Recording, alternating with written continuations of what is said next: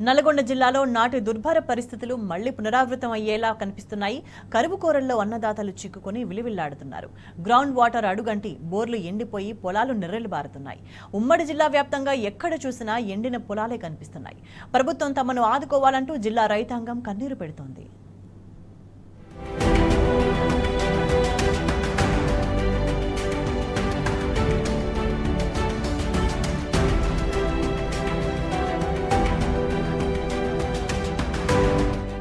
నల్గొండ జిల్లాలో కరువు ఛాయలు అలుముకున్నాయి. తీవ్ర వర్షాభావ పరిస్థితులతో వ్యవసాయం చిన్నాభిన్నమైంది. ఉమ్మడి జిల్లా వ్యాప్తంగా ఎక్కడ చూసినా ఎండిపోయిన పొలాలు, బీడువారిన భూములే కళ్ల ముందు కనిపిస్తున్నాయి. యాసంగిలో పంటలకు నీళ్లు అందుతాయనే నమ్మకంతో రైతులు పొలాలు సాగు చేసినా వారి ఆశలపై కాంగ్రెస్ ప్రభుత్వం నీళ్లు చల్లింది. దీంతో రైతులు పంటలను పూర్తిగా కోల్పోయారు.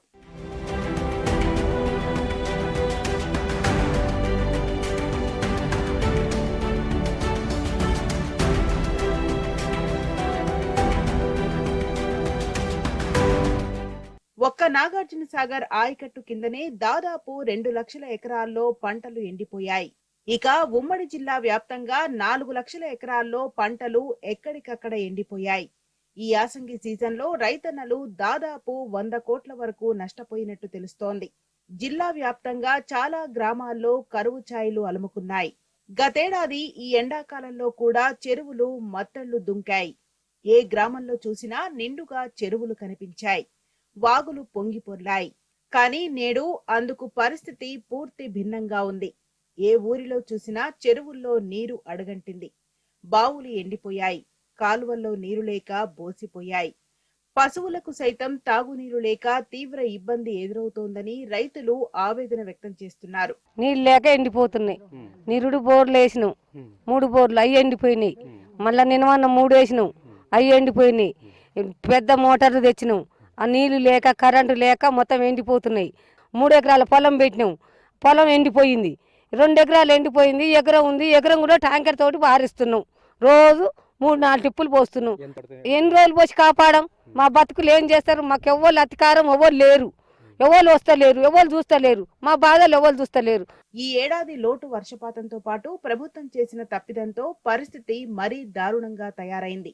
సాగర్ ఆయకట్టు కింద, మూసీ కింద, ఎస్ఆర్ఎస్పీ కింద కాలువలకు నీటిని వదిలి కనీసం చెరువుల్ని నింపినట్లయితే భూగర్భ జలాలు అందుబాటులో ఉండేవి. కానీ ప్రభుత్వం ఒక్క చెరువును కూడా నింపలేదు. దీంతో భూగర్భ జలాలు ప్రమాదకర స్థాయికి పడిపోయాయి. జిల్లాల్లో 1000 ఫీట్ల వరకు బోర్లు వేసినా చుక్క నీరు జాడ తెలియడం లేదు. నిన్న మొన్నటి వరకు అంతో ఇంతో పోసిన బోర్లు కూడా ఆగిపోయాయి. దీంతో మోటార్ల కింద సాగు చేసిన పంట పొలాలు, తోటలు, కూరగాయల తోటలన్నీ ఎండకు ఎండిపోయాయని రైతులు ఆవేదన వ్యక్తం చేస్తున్నారు. చెరువులలో నీళ్ళు లేవు, మాకు నీళ్ళు లేకనే మాకు ఈ తిప్పలు వస్తుంది. ఎకరన్నర ఉంటే ఎకరన్నర చెట్లు ఎండిపోయినాయి, పొలం ఎండిపోయినాయి, బతుకు తెరలేదు మాకు. మేము ఎట్లా బతకాలి? మాకుందే ఎకరన్నర. మేము ఎకరానికి 25,000 పెట్టినాం, ఎకరన్నర పోయింది. ఇంకా మేము ఏం చేసి బతకాలి? ఇటువరకు మాకు 10 సంవత్సరాలు మాత్రం నీళ్ళు గ్యారంటీగా ఉన్నాయి. ఈ సంవత్సరం మాత్రం మొత్తం ఎండిపోయినాయి. ఇప్పటి వరకు నేను ఎప్పుడు చూడలేదు కూడా. ఓటేసి నాడు అవపడ్డది వాళ్ళ కాంగ్రెస్ వాళ్ళ ముఖం. ఇంతవరకు మాకు ఎవరి ముఖం అవపియలే. ఎకరన్నర ఎండిపోయింది, చెట్లు ఎండిపోయినాయి, పొలం ఎండిపోయినాయి. మేము ఎట్లా బతకాలి? మేము ఎవరితో ఎవరికి చెప్పుకోవాలి? ఓట్లన్ని రోజులు ఊరికొచ్చిరు, వేపించుకుని అయిపోయింది, మా అవసరం తీరింది. ఇప్పుడు వాళ్ళు మమ్మల్ని పట్టించుకునేటట్టు లేరు. ఈ కాంగ్రెస్ ప్రభుత్వ హయాంలో మళ్లీ వెనకటి రోజులు వచ్చాయని రైతులు ఆగ్రహం వ్యక్తం చేస్తున్నారు. నిన్న మొన్నటి వరకు పచ్చగా ఉన్న వ్యవసాయం ఈ కాంగ్రెస్ ప్రభుత్వం రావడంతోనే ఎండిపోయాయని మండిపడుతున్నారు. ఒకప్పుడు ఉమ్మడి నల్గొండ జిల్లా వ్యాప్తంగా దాదాపు 3 లక్షల ఎకరాల్లో బత్తాయి తోటలు సాగు చేసేవారు రైతులు. కానీ ఇప్పుడు జిల్లా వ్యాప్తంగా బత్తాయి తోటల సాగు గణనీయంగా తగ్గిపోయింది. పంట దిగుబడి తగ్గిపోవడంతో పాటు పెట్టిన పెట్టుబడి కూడా వచ్చే పరిస్థితి కూడా లేకపోవడంతో రైతులు చెట్లను నరికేస్తున్నారు. ఇప్పుడు కేవలం 30,000 ఎకరాలకు మించి బత్తాయి తోటలు సాగులో లేవు. దారుణంగా నష్టపోయిన తమను ఆదుకోవాలంటూ రైతులు ప్రభుత్వాన్ని డిమాండ్ చేస్తున్నారు.